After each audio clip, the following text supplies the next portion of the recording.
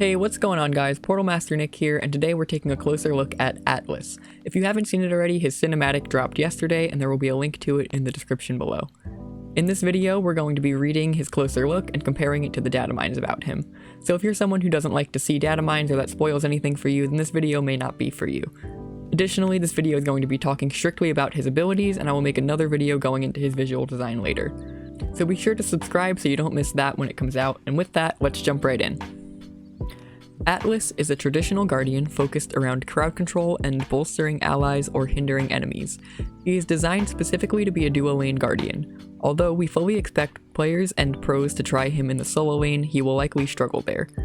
Atlas can be played in an aggressive fashion, setting up kills for his teammates, but he can also be played as a true peel guardian. We believe that he can be flexible in his playstyle while still being a support. I'm so excited for this because 3 out of the 4 guardians we've gotten the past few seasons have all been more brawler solo lane guardians. Yamoja has really been the only support, so this is exactly what I was hoping they would do with Atlas.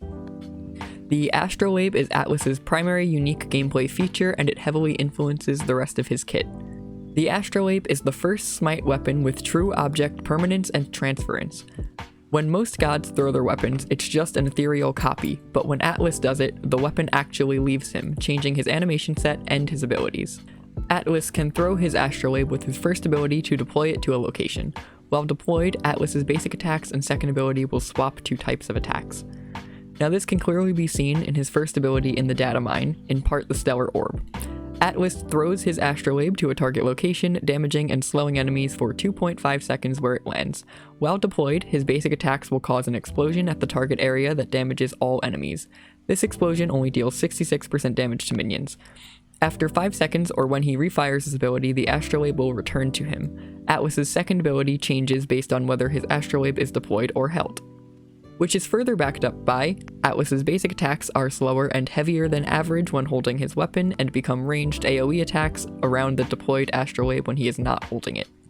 In the Datamine, we see that his basic attack chain is 1.25, 1.25, 1.25 damage and swing time, hitting in an AoE on the final hit. Atlas's basic attacks can also become empowered into a heavy slam with soft CC through his passive ability. And his passive in the Datamine is the Astrolabe. As Atlas deals or takes damage, he accumulates energy in his Astrolabe. When he is above 20 energy, his next basic attack deals heavier damage and stuns enemies in an AoE. Atlas can store up to 25 energy. Now they said soft CC and this says stun, so I'm guessing they wound up nerfing it at some point. Atlas can pick up and throw enemy gods with a non-ultimate ability, which refers to his second ability in the Datamine, Gravity Vortex. If Atlas is holding his Astrolabe, he will hold it in front of him before pulling enemies towards him and damaging them. Enemies who are too close to Atlas will be pulled into the Astrolabe. After 1.5 seconds, Atlas will then launch enemies held in the direction he is facing. If the Astrolabe is deployed, enemies near the Astrolabe will be pulled towards it. Enemies who are too close will be pulled into the Astrolabe, and after a brief delay, enemies will be thrown towards Atlas. Now this ability sounds super cool and really like it's the core of Atlas's kit. It sounds like it's similar to an Orianna ultimate, but if they're too close to the center, they get absorbed by it and then shot out after a delay, which sounds like it's going to be so much fun to use, but not so much fun to play against.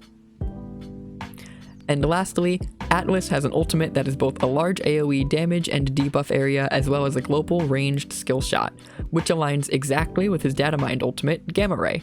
Atlas tears the sky asunder, causing a Gamma Ray to appear at a target location. Enemies in this area are hit rapidly. Enemies hit get radiation, causing their power and protections to be heavily reduced for 5 seconds, stacking up to 6 times. After 5 seconds, or if Atlas chooses to refire it early, the Gamma Ray will travel across the map, focusing in intensity and deal heavier damage to enemies hit. Enemies hit by this will immediately gain 3 stacks of radiation.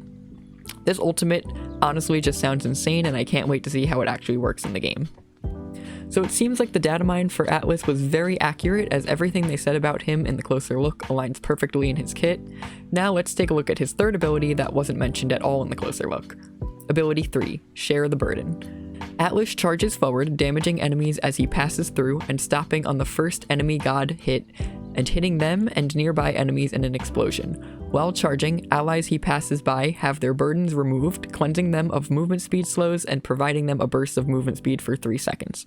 When Atlas collides with an enemy god, he will burden the enemy god's hit by 25%, stacking up to 75% based on how many allies were cleansed. So this just sounds like a dash that cleanses slows on allies he passes through and then applies a slow and an AoE when he hits someone that scales up based on how many slows you cleansed.